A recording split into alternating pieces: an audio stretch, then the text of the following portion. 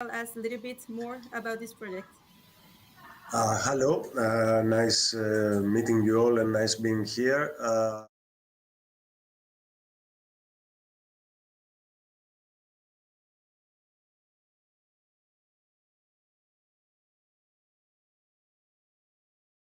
That is like a environmental transformation transition company, as we want to say, of the economy, and our DNA is remote sensing and imagery.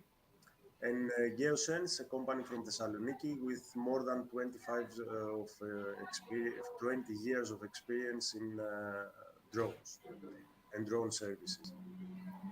We came together in order to put this expertise together and create a service that, to be honest, it was more driven by user needs, by needs that we have identified with customers that both companies were working with already.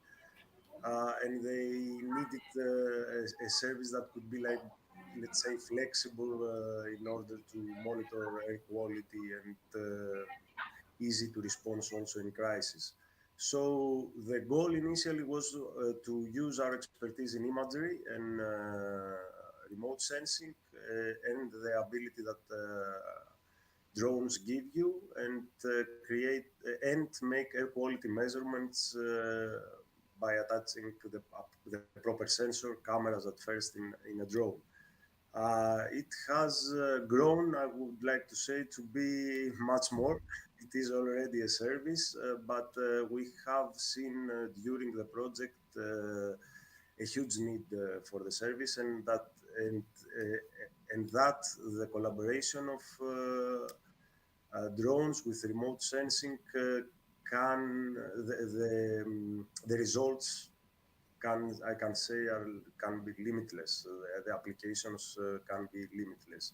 So this resulted on having a very good collaboration with our partners and trying to find ways to do more and to scale up the project. Let's say, hopefully. Thank you, Petros. I will come back to you with a lot of some more questions regarding also the collaboration in just in Yeah. some minutes. Um, but before that, Paul, could you tell us a little bit about Timos, the project that you have been working? I Yeah. Hello. Hi. It's a great pleasure to have an opportunity to brief you on the project. So, Project Thomas stands for Targeted Meteorological Observations from the Stratosphere, and it's a collaboration between Voltitude, the company I work for, who develop stratospheric platforms and payloads and things, and a composite manufacturing company who could produce a very lightweight housing for us. And the project was really all about developing a micro drop sonde, which is a little environmental monitoring sensor, really tiny, weighs about 20 grams, and it's dropped from the stratosphere with a little ribbon drogue that makes sure it descends safely and at a low enough speed. And it samples temperature, pressure, humidity, and wind speed. So just like a normal weather balloon. But the advantage of this is that you can mount them in a very small place with low mass in large quantities on stratospheric platforms. And you can make those stratospheric platforms go to remote areas of the world and collect this really high resolution data and provide that data from really the middle of nowhere to meteorologists so it can plug the gap in their knowledge as to what's happening in the global weather systems and give them the tools to create more accurate forecasts. So the goal was to create more accurate weather forecasts using high resolution observations collected by platforms in the stratosphere, which drop little sensors through the atmosphere and gather that data and disseminate it to the people who need it. Oh, Thank my you. video's going. Thank I you very talk much. too fast. No, it's perfect. Thank you. It's very clear, Paul. So maybe I will now make some questions about how all these four projects can come more concretely to daily life. How maybe you can share with us some use cases about this. So Veronica, maybe we can discuss, start with you. Maybe you can tell us some use cases that you can have, or just know in general how also the use of drones have changed the conservation and protection of cultural heritage. Yeah, thank you. I will briefly present the project Ambulance for Monuments, so you understand the situation that we use. So Ambulance for Monuments is a first aid for endangered historical buildings run by professionals and with the participation of volunteers, usually students, but not only, and with the support of the local community and local administration. Usually they are providing accommodation and offering the construction materials. So in this respect, we are helping them with doing the documentation for the building that is meant to be restored. So first of all, for us, 3D photogrammetry usually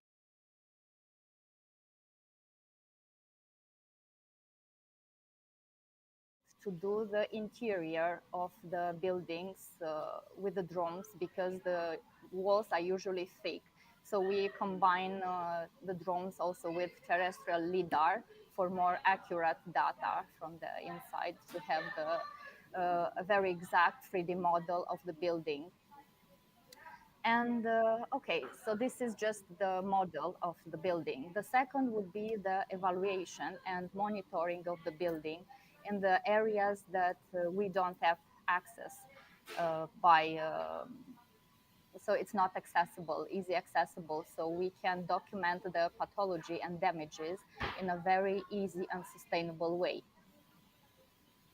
Okay, and of course there is the film that you see because Mhm. a large part of our project consists in promotion of the cultural heritage and awareness raising, and also fundraising. This was a building, abandoned building that is preserved now, is in the process in the northern Romania, and we have made a major crowdfunding with the use of images from the drones just for promoting the building. And I would say the last thing is that where we use drones are the documenting the process of itself of the restoration, the hands-on knowledge transfer. So when we work on the roofs, it's very easy to document what we do with the drones. So we also can share the knowledge of traditional knowledge through this. So I would see this four major sectors that we use in heritage. Of course, this looks like very like indeed that it helps a lot to the protection also and promotion as you mentioned. Okay, thank you very much, Veronica, for sharing this with us. And I'll go to Paul. You mentioned that there's a lot of, but you mentioned some use cases about what you are doing and the air quality, but you said that there is a lot of other things that can be done with this. Um, what other use cases could you share with us? So how can we see that the project you have been working with Flycare, how can impact our life, our daily life, or the people's life in a daily basis? Okay, it's about me, right? It's Yeah, Petros. I think so. I'm so, Yeah, okay. sorry. Because I got confused a bit. I'm sorry. So yeah, Yes. where to start? So about air quality, measuring air quality, knowing the levels of air pollution is important for everyone. It improves the quality of life. It improves the life expectancy. It is good. There is not much things to say about this.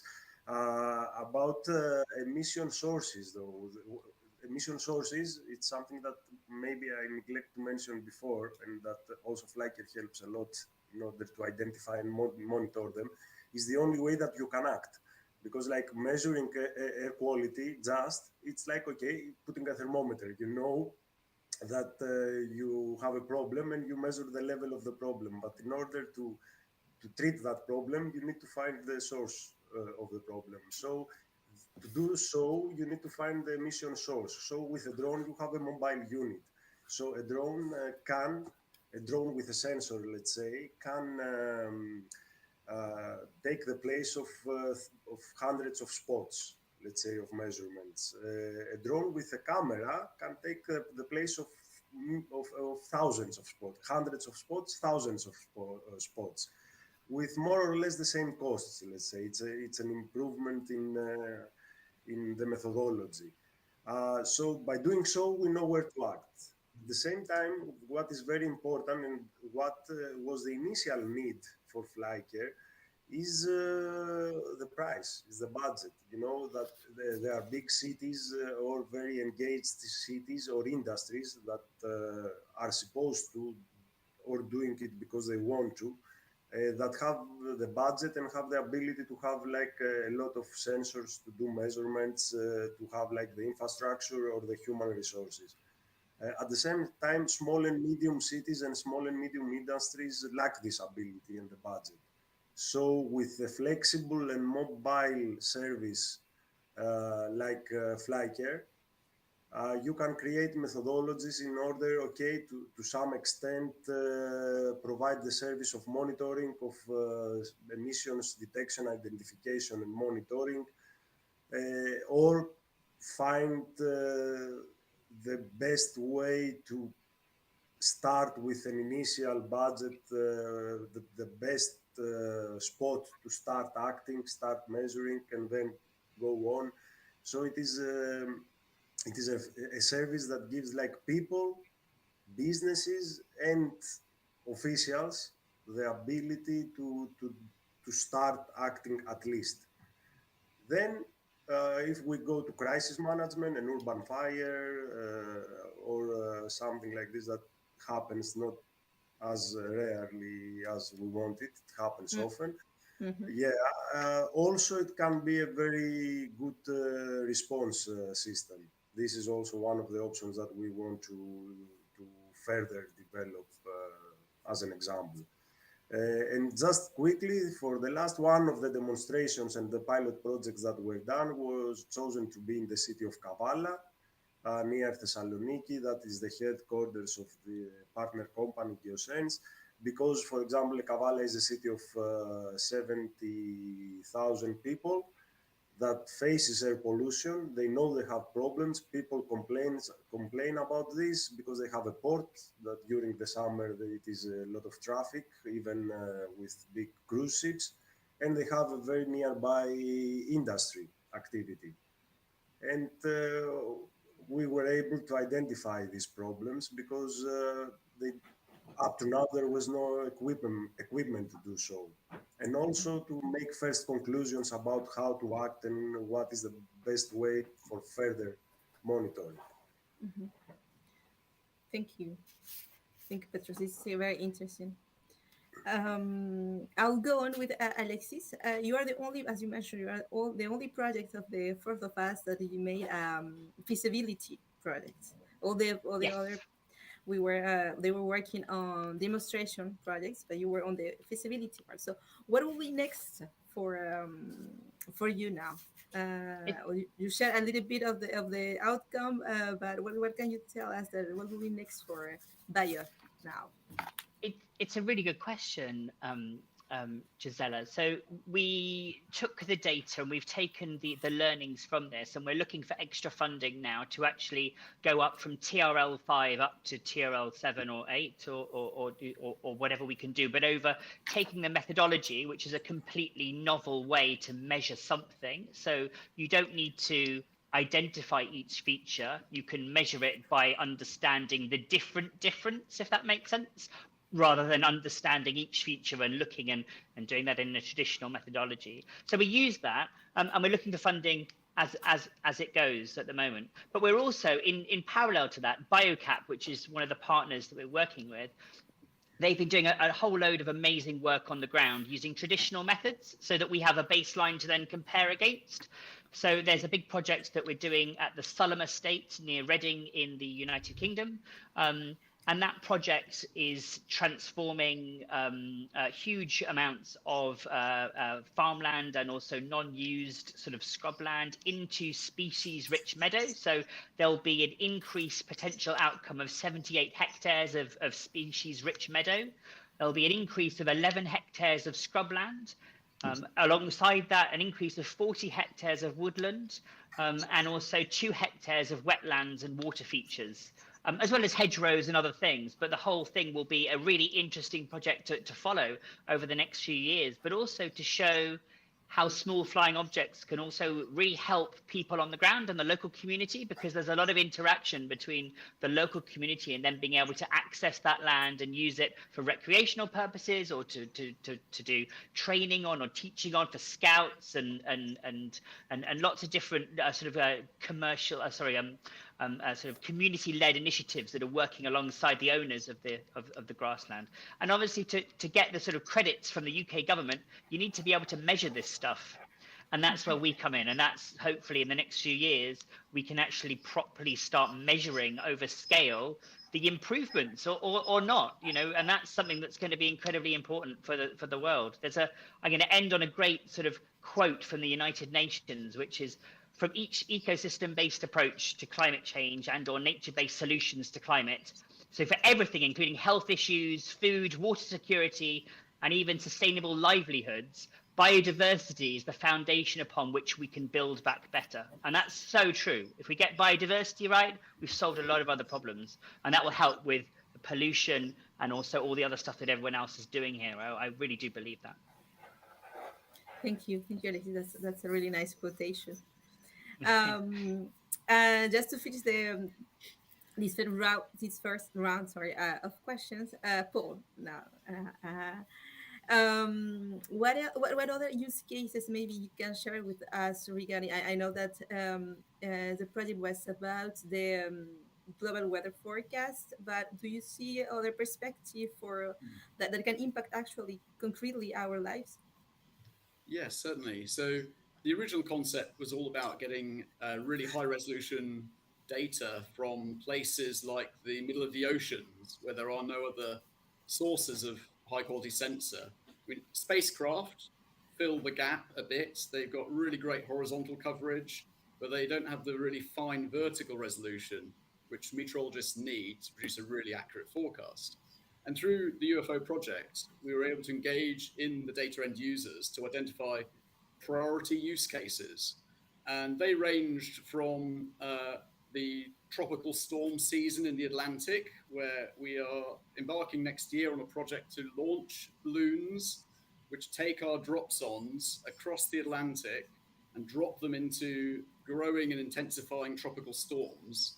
And that helps to create better forecasts of where they will make landfall in North America, but also increasingly the ones that don't make landfall in North America but come across the Atlantic back up to Europe and hit Europe as an intense summer storm, which of course Europe is not prepared for, but the climatologists say this is going to happen more and more. So it allows us to have really great foresight as to when these extreme weather events will occur.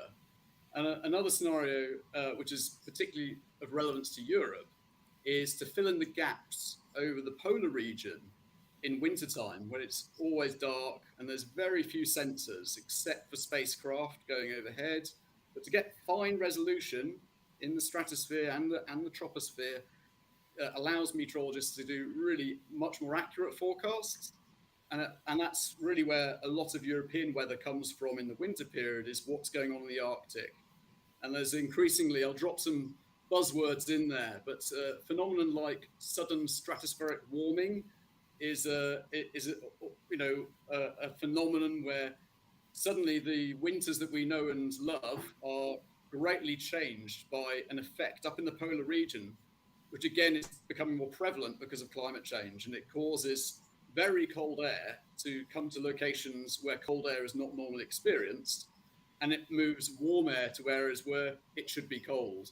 And so the whole system gets messed up, really, and it's becoming more and more frequent. So these systems will help to improve forecast accuracy, improve specialized forecast products, because they are very targeted observations, And one of the things for the future that we're looking at, which I think has some synergy with pollution monitoring, of what we just heard about, we're looking at and researching the feasibility of integrating an aerosol and particulate sensor onto the little drops on device so that we can measure on a large scale dust content, volcanic ash, Sahara dust, pollen, industrial pollution, and factor those measurements into the weather forecast. So those properties of the atmosphere are largely unmonitored at the moment at large scale, and to be able to capture that data will be another tool for meteorologists and climate scientists. Wow, that's a very very nice perspective. Well, thank you for sharing this with us. So now, we said that we wanted to discuss also about the cross-sector and even cross-border collaboration that has been happening during this project, because some of you have also have worked with projects that with companies, SMEs, other SMEs that come from other sector, but also that come from other countries. It's the case of two projects of you. So let's discuss a little bit of how this impacts the organization, how this what were their challenge or the lessons learned about this. So maybe Veronica, I can start with you. You work, as you mentioned, with three Greek companies. You based in Romania. How did you manage how the organization managed this cross-border and sector collaboration? What did you learn about this? It was the first time actually that you work with companies from other countries. Yes, thank you. So for us as an NGO, it was the first European project that we participated at. So it was very important that our partner that from Greece that was coordinating the project had the previous experience, so they guided us through the process. Otherwise, we didn't have the courage to do it because we are a very small NGO and mainly working with collaborators. So yes, it was important because we had the technological support. So Hermes previously has have done. It was also heritage related, but they had previously done some documentation of the old buildings. So they had we had the link between technology and historic buildings. Also, Gap was, I heard, it's a big company that is doing geoterrestrial scanning and project. So they came with a very strong technological background. And the other partner, JGC, they were selling the high technology, last technology drones and software. So they helped a lot at the end to put all the data together of the site.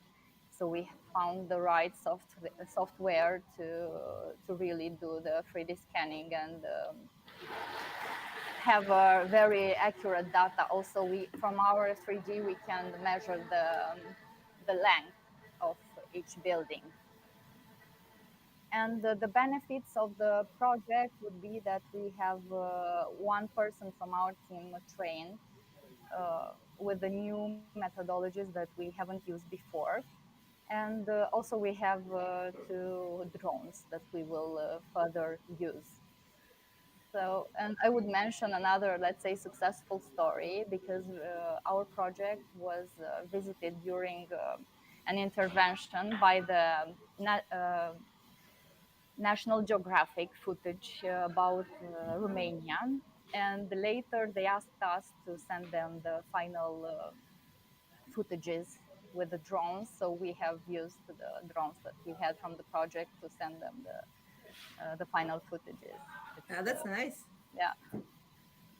Well, so it was a very successful experience so as far as I understand. Thank you, Yeah, Veronica. thank you.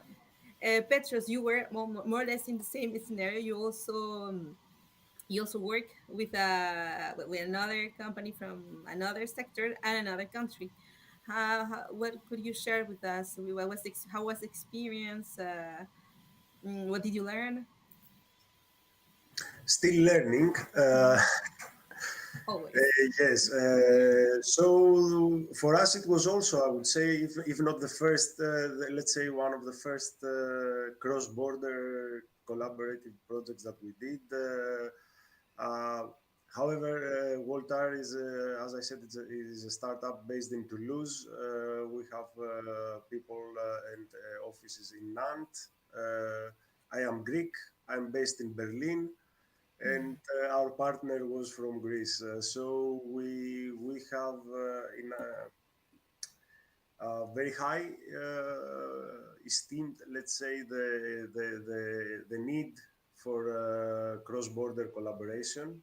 Uh, it is the only way to understand it and have insights about, you know, the cross-national intra-European community in the business in as a market, you know, because even if it is like some tens of years old, it is still a new thing. And doing this type of collaborations, first of all, helps you understand different type of markets, helps you understand different ways of acting, and moreover, it helps you have a presence there also. So, given the cross-border thing, let's say the most tangible thing is that both companies now have, let's say, at least a toe, if not a foot, to one another's country. As far as the cross sector is more or less the same. For us, the drones sector, it was a thing that we were thinking about. Now we know about. We in our strategy planning, we have included. At the same time, we know how the companies that have been like for many years in this sector think, how the market is structured. These are crucial insights for a new company. At the same time, and I will dare to give some thoughts that our partners probably have, but they have told me that. I hope it was not only because they were polite. They, so for a company that is like established, being with a startup with a mindset of new innovative methodologies and everything, they give them also a boost, and they give them also like a grasp of the new reality on the sector, at least for the environmental sector and air quality that we are present. Yeah, I could go on for hours, you know, but we can do it afterwards in the Q&A, you know. Yes, thank you, Petros. This is It is very, very very, also very positive it to is share. very interesting. It is very interesting, Mm, the cross-border and the cross-sectoral. It is a bit more difficult, of course, using like a third language.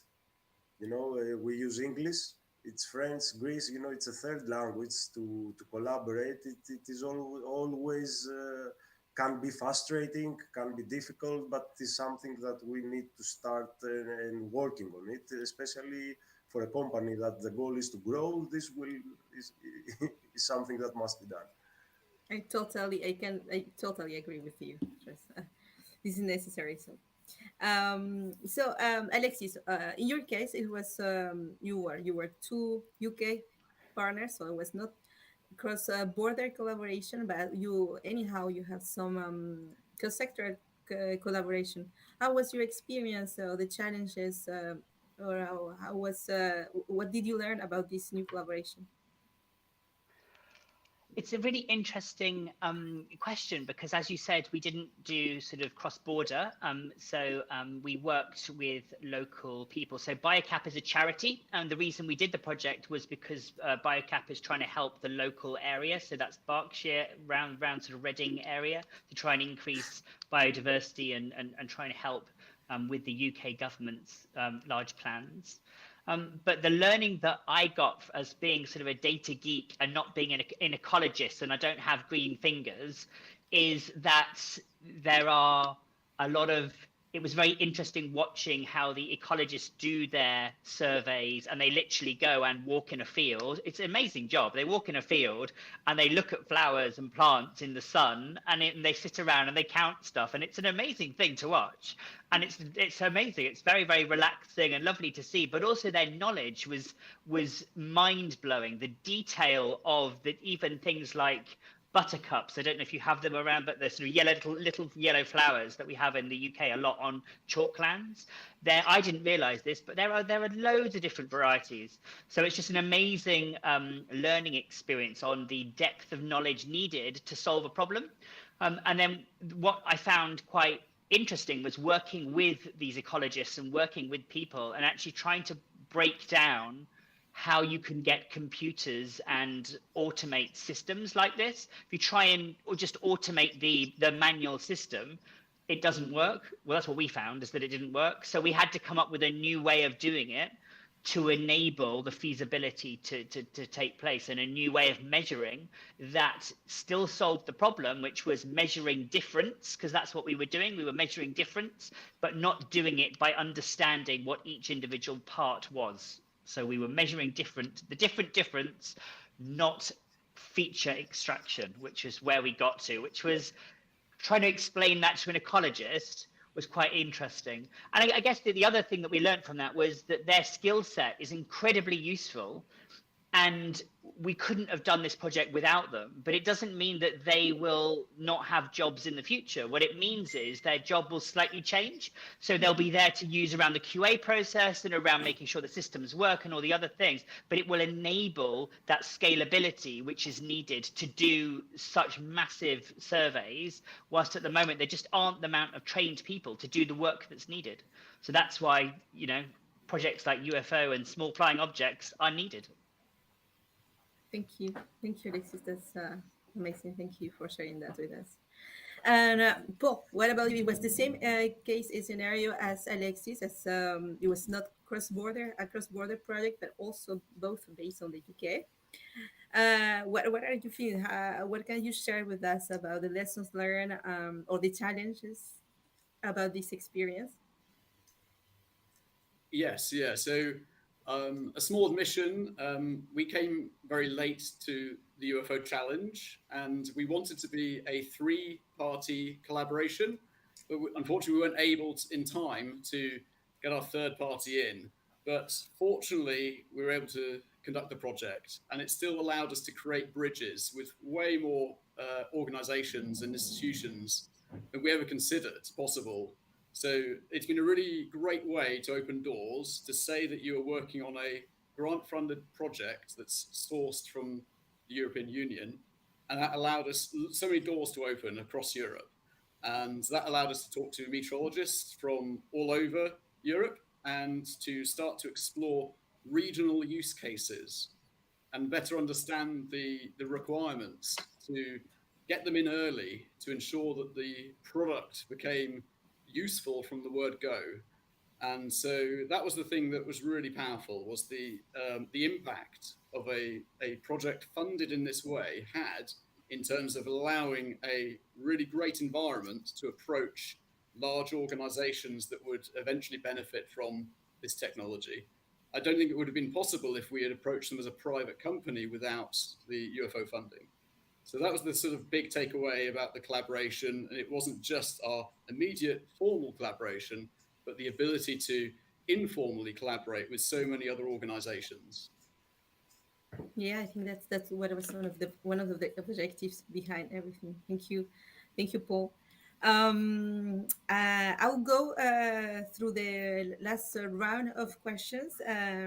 Just to conclude, I would like to ask to each of you actually, just one piece. What will be the one piece of advice that you can give to SMEs that want to explore actually European projects? What you will advise to each SME that is participating today at the webinar. So Alexis, maybe I will start with you this time.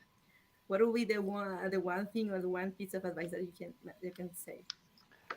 So I guess so. Just checking that the question is correct. The one piece of advice that you would give to people applying for things in the future. I guess. Yeah, I guess. that could be that also, but it could be also yes, to the people that is trying to explore European projects and maybe it's not yet sure. That could be also in that direction. What you would Um, say to encourage them if they have not sure yet? Right.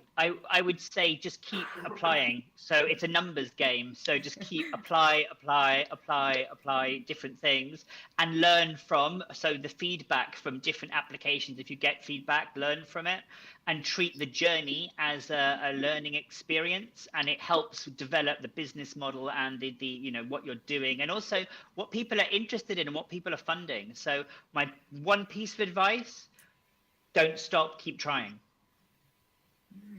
Thank you, Alexis. What about you, Paul? What will be your takeaway or your advice for the Yeah. SMEs? So my advice is very personal, which is that I'm from a very technical background and I love talking about technology. And this often, people are very polite, but quite often you can tell people are glazing over and you start to lose impact. And that's the key, is that you've got to somehow change your pitch from one of technology to the impact of the technology and not forget that. Really, it's difficult for technical people to do this, but your pitches must be impact based. And the other thing is echoing what we just heard, which is not to give up. And even the smallest grant can be the biggest door opener to your company's future. And that's exactly what we found with the UFO project, was the number of doors it opened, the number of opportunities that it's opened, and it's really transformed our company and the relationships we've made through the project. Thank you very much, Paul. This is very nice to hear. But what about you, Veronica?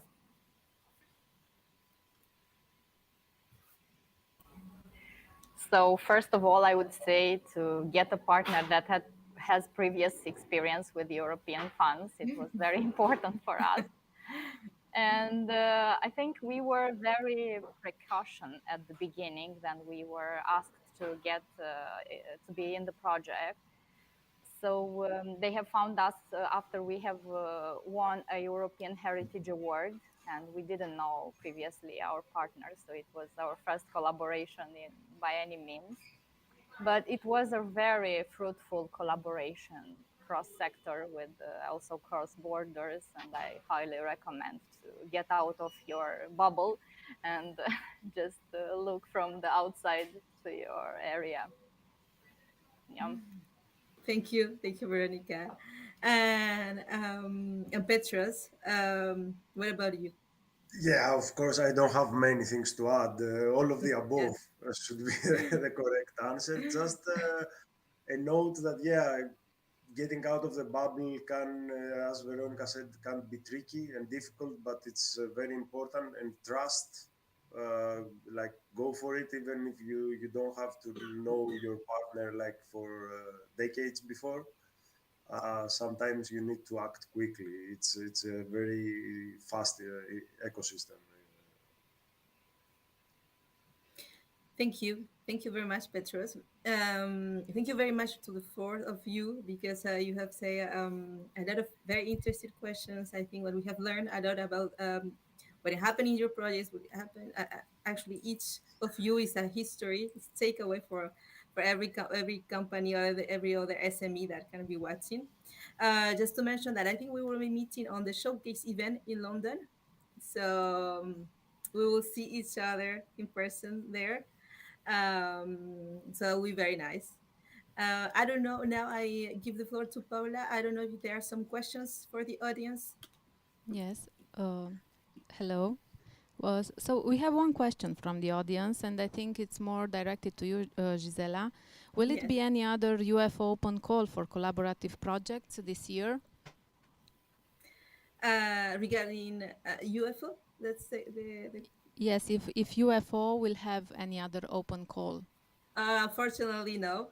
We have already done two open calls. Actually, UFO is getting at the end of the project. The project will be finished next year in March, and we will have the final showcase event in November. Actually, with the people you are is present now, and the one we will showcase the project they have been working for during this time. So no, but hopefully, I hope that we will manage to work to with just to get other projects on this topic. Maybe we also with Cluj IT. So hopefully in the future, yes. Yes, definitely. I must say it has been a very fruitful partnership, and I am very, very happy to hear about the great results from the projects that have been selected for funding. And I really look forward to the 29th of November, when we will be meeting in London with all our projects and with potential customers for our projects and potential investors for the projects that we have selected, and we'll have the chance to bring even more forward the great ideas that have become reality with the support of the Horizon 2020 funded project UFO. I really thank you all. It has been an amazing session, and for us, as the first session of Cluj Innovation Days 2022, it's really, really, we are honored to have the chance to give this first idea of the success stories that can be made true, made reality through innovation, developing innovation, providing support for innovation in all various areas. We at Cluj Innovation Days are at the 10th edition, and we also celebrate 10 years since Cluj IT Cluster exists. So we are very grateful to celebrate with you all. Thank you all for being with us. Thank you, Alexis. Thank you, Veronica. Thank you, Petros, Paul, and Gisela. And let's keep in touch for any further potential opportunities. Join us tomorrow in the next sessions of Cluj Innovation Days, as we still have left amazing speakers and inspiring experiences around innovation in the most diverse areas of applications. Join us. Registration is still available on clujinnovationdays.com. Thank you very much, and I wish you all an amazing afternoon. Goodbye. Thank, thank you too. It was a pleasure. Bye Thank bye. you. Was Bye. Thank you. it? Thank you.